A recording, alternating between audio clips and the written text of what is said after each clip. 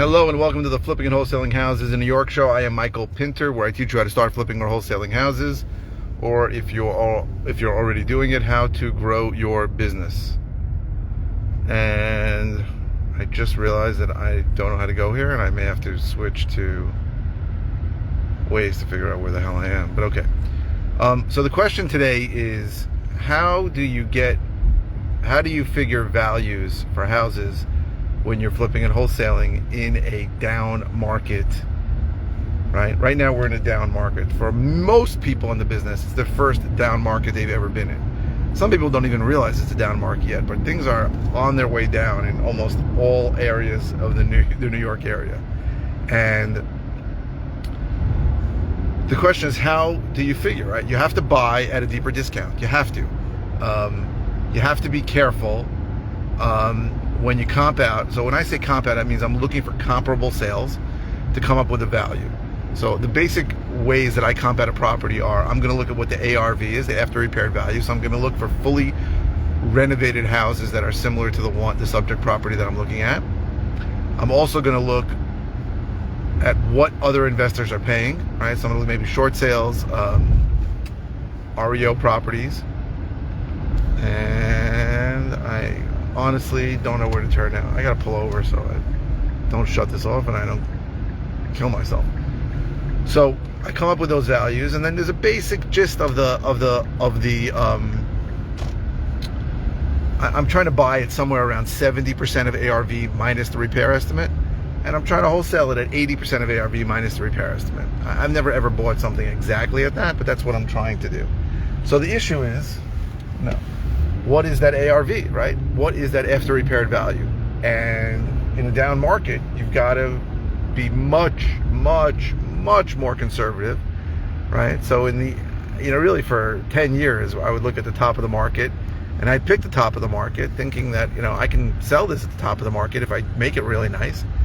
And now I am not looking at the top of the market. So in some areas, I'm discounting $25,000 to $50,000 because I don't really know what I'm going to be able to sell it for. And if I wholesale the property, very often the person I'm wholesaling it to doesn't know what he can sell it for. So you have to be more conservative. And we're in a weird time right now where many sellers don't realize that we're in a down market, right? And it's very hard to convince somebody, hey, we're in a down market. People don't even want to believe it. I heard my neighbor just sold her house for $10 billion. You're going to hear that a lot, right? There is some, certainly online. Oh my God, I'm getting 7,000 texts. There's certainly online, there's plenty of very respected sources saying that the market is crashing or is going down. But it's not really on the mainstream media. It hasn't been on TV really yet.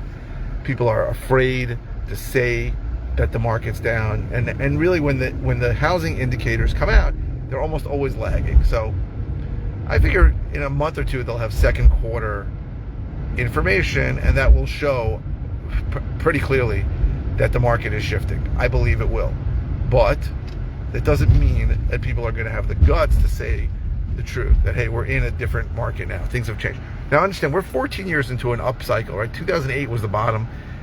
Everything really hit the fan around then, depending on where in the country you are. And it's been 14 years of an upcycle, which is much longer than usual. Most upcycles are 7 to 10 years. So now that we're in a down market, you have to be significantly conservative. So I had a bunch of properties, and I don't like doing this, but I had agreed upon prices with sellers, and I came back to them and said, I need a price reduction because I'm terrified that I'm going to lose money. And that's God's honest truth on all of them. So, right, I mean, we are where we are now. Now, I don't know how long the down market's going to be, and I don't know how much it's going to go down. I don't have a clue, and it's going to be different in different places, right? The luxury markets usually get hit the worst. The lower end markets get hit the least, but it's hard to tell how much it's going to go down. I don't think we're going to have a complete crash like we had in 2008. I was in the mortgage business then, and I can tell you that was because you didn't need a job, income, assets. You didn't need good credit to buy a property with no money down. That was screwed up, right? The lenders were not getting paid for the risk they were taking. That's why that whole thing fell apart. And I was a part of it, right? And we used to look at each other going, we don't say no to anybody. So that was crazy. When you had a bus driver, buying 27 properties, and then not putting any money down and walk away from them. That was part of the crash, right? It should have been obvious, right? People just did not think that the market would ever go down. And now finally the market's going down. And I almost want it to go down. I don't want it to go down so much because I have a big pipeline of properties that I'm going to be selling soon. But I want it to go down a little, at least enough so that the media tells sellers, hey, we're in a down market. And for the first time really in a long time, really over a decade, the perception should be for sellers that, hey, if I hold on to this property, I'm probably going to get less money for it. As opposed to the attitude over the last 14 years, which is, 12 years, let's say, 13 years, where if I hold on to this property, I'll get more for it, right? And there is an affordability issue, right? We have a few things going on now where the market's super high and rates really jump from 3% to over 6%. That's a big difference. And it doesn't have such an effect in my area where, where properties go for, $5, $6, $7, $800, $1 million.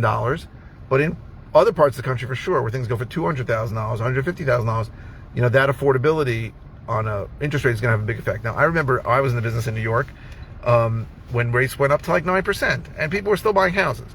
In New York, it's not as much of a difference, but in other parts of the country, that's a big deal. So, number one, you have to buy at a deeper discount if you think the market's going down. Number two, and really one and two is the same. Two is you have to make assumptions on ARV that they're going to be less than they are now. So if that house now, the ARV, the after repaired value is $525,000, you got to figure you may have to sell it at $475,000 or $500,000 or under $500,000. So also there are psychological price points in certain areas where people say, well, I want to move to this area, but I don't want to spend more than X dollars. I don't want to spend more than $500,000. I don't want to spend more than $600,000. You have to understand that. So if everything's going for over $600,000, you could put something out at $599, you may have a leg up on people. But you also have to be careful about a lot of other issues like taxes. So I always look at property taxes. Now, I bought properties that have annual taxes of like $25,000, $30,000, but it was typical for the area. It's very, very important for you to look at the subject property and compare it to other properties and see if the taxes are typical for the area. So I looked at two properties that were really good deals. But when I looked at them, the taxes were astra-freaking-nomical. I mean, one had taxes of like $29,000, and typical for that area was like $15,000. And the other one also had property taxes of like $24,000, and typical for that area was $12,000. That's a big problem. And people don't look at it, right? If it's not typical for the area, you're going to have to adjust the price down. You're going to have to. Because that person is going to be spending, in that case, it was extra $1,000 a month. I'm not saying they can't qualify, but they want a better deal on something where they have to pay more taxes, and then they can justify it, right? So if you're $100,000 less on a property, and there'll be more taxes, people will say, okay, I'm getting such a good deal, I'll pay more taxes. At least, listen, all you need is one buyer who doesn't care. But I found on situations like that, you need to be priced well. I had a deal, one of my first deals I ever got was in Hempstead. I did not know what village taxes were, and got this property, fixed it up, renovated it, put it out on the market, had immediate buyers for it. First buyer didn't qualify. Second buyer didn't qualify. Because I forgot to notice, I was too ignorant to know that there was $6,000 in village taxes from the village of Hempstead. That's an extra $500 a month. I was trying to sell this property for like in the threes. And it was a big deal, and people were not qualifying. So it's very important to check on other things. Also, flood insurance. Flood insurance can be expensive. There are places where there are houses where flood insurance can be $3,000. There are places where it can be more. You have to check the insurance, see if it's in a flood zone, check get a flood insurance quote on it, and check the taxes, and always make assumptions now that you're going to have to buy at a deeper discount. So I hope this was helpful. If you are interested in all the ways I can help you, go to howtoflipnewyork.com. If you're interested in finding out more about one-on-one coaching I offer, go to coaching.howtoflipnewyork.com. And if you're watching on YouTube, please subscribe. If you're watching on any media channel, please click the thumbs up. The likes really help my algorithm. A lot more people have been liking my videos, so a lot more people have been seeing my videos. And please keep the comments coming. I go live 5 times a week.